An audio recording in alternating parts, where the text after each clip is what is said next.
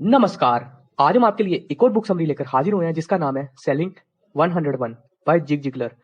क्या आप आपकी लाइफ में भी ऐसे लोग हैं जो कुछ भी करने के लिए आपको मना लेते हैं? ऐसी पार्टी जिसमें आप पहले जाना नहीं चाहते थे, आपका दोस्त उस पार्टी में जाने के लिए आपको मना लेता है। ऐसे लोगों में परसुएशन यानी दूसरों को मनाने की कमाल की स्किल है। आप शायद सोचते होंगे कि वो जानते हैं कि किस वक्त क्या कहना है। एक तरह से ये सच भी है, लेकिन परसुएसिव लोग सही वर्ड का इस्तेमाल करना तो जानते हैं, लेकिन साथ ही में वो सही चीजें पूछना भी जानते हैं। परसुएसिव बनने का मतलब है सही सवाल पूछना और लिसनिंग स्किल्स के बारे में जानना। अगर आप भी ये सब स्किल्स सीखना चाहते हैं तो ये बुक समरी आपको बहुत हेल्प करेगी। तो चलिए वीडियो शुरू करते हैं। पहला चैप्टर है important skills for today sales professional. Robert Davis एक पेस्ट कंट्रोल कंपनी में सेल्स मैनेजर है। एक दिन रॉबर्ट को एक क्लाइंट का फोन आया। वो क्लाइंट काफी परेशान था क्योंकि उसके गैराज में मधुमक्खियां आ गई थी। रॉबर्ट की टीम में एडवर्ड नाम के एक नए सेल्समैन ने हाल ही में ज्वाइन किया था, इसलिए रॉबर्ट ने एडवर्ड को उस क्लाइंट के पास भेज दिया। एडवर्ड एक जंग और कॉन्फिडेंट सेल्समैन था। एडवर्ड 30 मिनट से भी कम समय में $225 का चेक लेकर ऑफिस लौटा। एडवर्ड अपने कलीग्स के सामने अपनी वाहवाही कर रहा था, तब रॉबर्ट को एक कॉल आया। ये वही क्लाइंट था जिसके गैराज में मधुमक्खियों की प्रॉब्लम हुई थी। उस क्लाइंट ने रॉबर्ट को धन्यवाद कहा और उसने पूछा कि क्या वो 15 मिनट के काम के लिए हमेशा $225 ही लेते हैं। रॉबर्ट ने क्लाइंट का शुक्रिया अदा किया और कहा कि वो कुछ ही देर में उनसे उनके घर पर मिलने के लिए आ रहा है। जब वो क्लाइंट के घर पहुंचे तो रॉबर्ट ने बताया कि उनसे ज्यादा पैसे लिए गए हैं। एडवर्ड इस काम में नया था और उनके नॉर्मल रेट्स के बारे में नहीं जानता था। क्लाइंट ने उनकी ईमानदारी की दाद दी।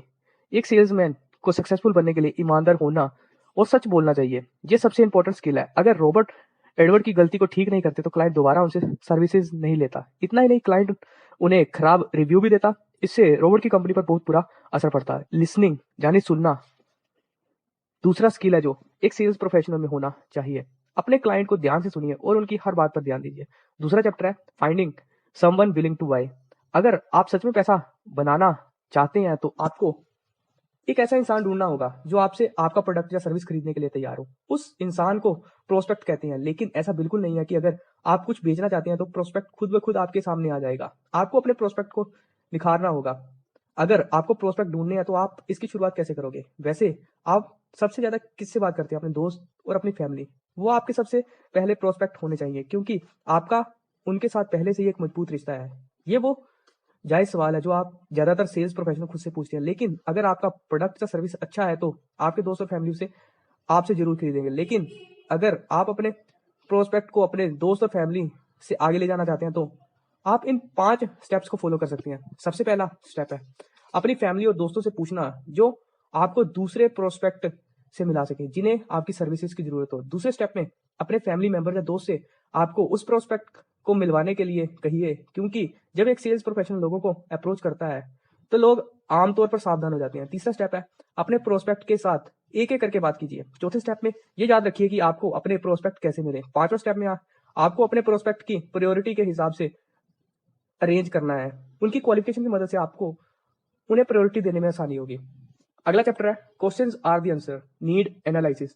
अपने सेल्स प्रोफेशनल प्रेजेंटेशन करने का सबसे अच्छा तरीका है कि आप सवाल पूछें। इसका सबसे पहला फायदा जो आपको पक्का मिलेगा वो ये है कि आप ये जान पाएंगे कि आपके क्लाइंट को क्या चाहिए। सवाल पूछने का दूसरा फायदा ये होता है कि इससे आप और उनके क्लाइंट के बीच में विश्वास का रिश्ता बनता है। अगर कोई आपसे प्रोफेशनली सवाल पूछता है तो आपको ये सोचकर अच्छा लगता है कि आपकी बात सुनी जा रही है। अब रीटा और लुइस का ही एग्जाम्पल ले लीजिए। रीटा रियल एस्टेट में एक सेल्स प्रोफेशनल है। लुइस एक कैरियर ओरिएंटेड औरत है जिन्होंने अपना अपार्टमेंट बदलने का फैसला किया है। रीटा ने लुइस को तुरंत नहीं पूछा कि क्या उन्हें घर की जरूरत है। उन्होंने लुइस को रेंट पर घर देखने के लिए मजबूर किया, बल्कि रीटा ने लुइस से कुछ सवाल पूछे। ऐसा करने से वो उनके बारे में, उनकी जरूरतों और इच्छाओं के बारे में जान पाई। Making the lights go on need awareness. मान लीजिए कि आप पहले से ही जानते हैं कि आपके प्रोस्पेक्ट को क्या चाहिए, तो क्या आपको उनसे सवाल करना बंद कर देना चाहिए? आपको उनसे सवाल करते रहना चाहिए ताकि आप ये पक्का कर सके कि आप अपने प्रोस्पेक्ट की जरूरत को पूरा करने पर ध्यान दे रहे हैं। एक असरदार सेल्स प्रोफेशनल को अपने प्रोडक्ट या सर्विस के बारे में पूरी नॉलेज होनी चाहिए। उसके पास प्रोडक्ट, इंडस्ट्री, प्राइसिंग, एप्लीकेशन और अपने कंपटीटर के बारे में पूरी नॉलेज होनी चाहिए। आपको अपने प्रोस्पेक्ट को यह दिखाना होगा कि उसे आपकी सर्विसेज की कितनी जरूरत है। उन्हें यह भी दिखाना चाहिए कि आप एक एक्सपर्ट है। ये आपको एक भरोसेमंद सेल्स प्रोफेशनल बनाता है। प्रोडक्ट की नॉलेज होना इसके नाम की तरह ही सिंपल है। वो प्रोडक्ट क्यों बनाया गया है, उसे कैसे बनाया गया है, क्या उसमें कुछ ऐसे सुधार किए गए हैं जिससे आपको प्रोटेक्ट प्रोस्पेक्ट को यकीन हो सके कि ये उसे उसकी कितनी जरूरत है। इसके बाद आता है उस इंडस्ट्री की नॉलेज होना जिसमें वो प्रोडक्ट आता है। एक इफेक्टिव सेल्स प्रोफेशनल को ये पता होना चाहिए कि उसके प्रोडक्ट की कीमत उतनी क्यों रखी गई है। आपको अपने प्रोस्पेक्ट को ये यकीन दिलाना होगा कि उन्हें अपने पैसे की पूरी कीमत मिलेगी और उनसे नाजायज कीमत नहीं ली जा रही है। उन्हें उस प्रोडक्ट को बनाने में लगने वाली कॉस्ट और दूसरे फैक्टर्स के बारे में बताइए। प्रोडक्ट को के प्राइस को इस तरह से फ्रेम करें कि उन्हें ऐसा ना लगे कि लॉन्ग रन के हिसाब से वो बहुत कम पैसे दे रहे हैं। Selling to people's problem need solution. Kevin जिनके सेक सेल्स प्रोफेशनल है, वो ब्लड फ्लो को बढ़ाते हैं और लोगों को रिलैक्स और शांत करने में मदद करते हैं। केविन की सेल्स प्रेजेंटेशन बहुत जबरदस्त है। वो साइंटिफिक रिसर्च के जरिए अपने प्रोडक्ट के रिजल्ट को प्रेजेंट करते हैं। इसके साथ ही वो इसे सपोर्ट करने के लिए डॉक्टर्स और मेडिकल फील्ड से दूसरे प्रोफेशनल का रिस्पॉन्स भी देते हैं। केविन अपने उन क्लाइंट्स को टेस्टिमोनियल भी दिखाते हैं। आप ये जानकर चौंक जाएंगे कि वो वाटर बेड बेचती है। केविन को एक अच्छा सेल्स प्रोफेशनल बनाती है। वो अपने प्रोडक्ट के फायदों को पर्सनलाइज कर देते हैं। वो ये भी कहती है कि उनका वाटर बेड सोने के लिए बहुत कंफर्टेबल है। वो लोगों को ये इमेजिन करने में मदद करते हैं कि उनका वाटर बेड लेने से उनकी जिंदगी कैसे बदल सकती है। आपको अपने प्रोडक्ट के बारे में जोर देकर बताना चाहिए। आपको अपने प्रोडक्ट की ये 3 चीजें दिखानी होगी, उसके फीचर्स, उसका फंक्शन और उसके फायदे। फीचर्स वो चीज है जो एक प्रोडक्ट में होता है, आप इसे अपनी खासियत के तौर पर भी समझ सकते हैं। फंक्शन इस बात पर जरूर जोर देता है कि एक खास फीचर कैसे काम करता है। तीसरा, फायदा ये बात बताता है कि कोई फीचर और फंक्शन प्रोस्पेक्ट के लिए क्या फायदे कर सकता है। जब आप अपने प्रोडक्ट के फीचर, फंक्शन और फायदे को दिखाते हैं तो प्रोस्पेक्ट को यह समझने का मौका मिलता है कि आपका प्रोडक्ट कितने काम का है। सबसे जरूरी बात यह है कि उसकी कितनी जरूरत है। The ABCs of closing sales need satisfaction. क्या आप जानते हैं कि 63% सेल्स के मामले में कोई ऑर्डर नहीं मिलता। लेकिन ऐसा क्यों होता है? ऐसा इसलिए होता है क्योंकि सेल्समैन सही सवाल नहीं पूछते हैं। हाँ, कई सेल्स प्रोफेशनल को ऑर्डर इसलिए नहीं मिलता क्योंकि वो अपने प्रोस्पेक्ट को अपना प्रोडक्ट खरीदने के लिए कहते नहीं है। सबसे पहले आप में डटे रहने और परसुएशन की क्वालिटी होनी चाहिए। जिम ऐसे सेल्स प्रोफेशनल का एग्जाम्पल है। जिम एक कार डीलर के तौर पर काम कर रहा था। उसके लिए ये काम नया था लेकिन वो इसमें बेस्ट बनना चाहता। एक दिन जिम के मैनेजर हेरल्ड ने उसके उसके साथ एक प्रॉब्लम डिस्कस की। हेरल्ड को एक कस्टमर के साथ सेल्स क्लोज करने में बहुत मुश्किल आ रही थी। हेरल्ड ने अपने प्रोस्पेक्ट को प्राइस और इंडस्ट्री के बारे में कई बातें बताई लेकिन वो समझ नहीं पा रहा था कि तब भी प्रोस्पेक्ट क्यों हिचकिचा रहा है कार लेने में। इस काम में नया होने के बावजूद जिम ने एक आइडिया दिया। उसने प्रोस्पेक्ट को बुलाया और सेल्स क्लोज करने की कोशिश की। जिम ने काफी शांत और फ्रेंडली तरीके से अपने प्रोस्पेक्ट को पूछा कि क्या वो दूसरे कार डीलर के पास गए थे, तो उसने हाँ में जवाब दिया। जिम ने पूछा कि क्या दूसरे कार डीलर उनसे महंगे थे, तो इस बार फिर प्रोस्पेक्ट ने कहा। जिम का प्रोस्पेक्ट से आखिरी सवाल यह था कि उनसे अपनी कार खरीदने के बाद वो कहाँ जाएंगे। प्रोस्पेक्ट ने बड़े एक्साइटमेंट के साथ कहा किंटली। जिम ने बहुत ही विनम्रता से पूछकर खुद को प्रोस्पेक्ट के साथ इमोशनली कनेक्ट कर दिया था। एक सेल्स सक्सेसफुली क्लोज करने के लिए 3 फैक्टर होते हैं जिनमें सेल्स क्लोज करने वाले एबीसी कहा जाता है। ए का मतलब है अपने प्रोस्पेक्ट को वैल्यू में गहरा विश्वास होना। बी का मतलब है क्लाइंट की जरूरतों का सही एनालाइज करना, उसकी अवेयरनेस बढ़ाना और उसका सोल्यूशन देना। आखिर में सी का मतलब है कि ये विश्वास रखना कि आप सेल जरूर करेंगे। इन सिग्नल पर ध्यान दीजिए ताकि आप ये जान सके कि जब आप सेल्स क्लोज कर रहे हो तो आपको किन पॉइंट को रिपीट करना है। उस बात पर जोर दीजिए जो आपको प्रोडक्ट को लेकर क्लाइंट में एक्साइटमेंट जगाता है।